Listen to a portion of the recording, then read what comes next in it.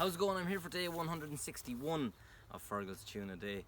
Today I'm going to play a tune especially for my dad's birthday. He would have been, I was going to say 161. He would have been 72 years old today. And one of the only tunes I ever heard him play, he didn't play many tunes, I think he had two maybe. And one of them was Maggie in the Wood, a very simple little polka, so I'll give it a rattle.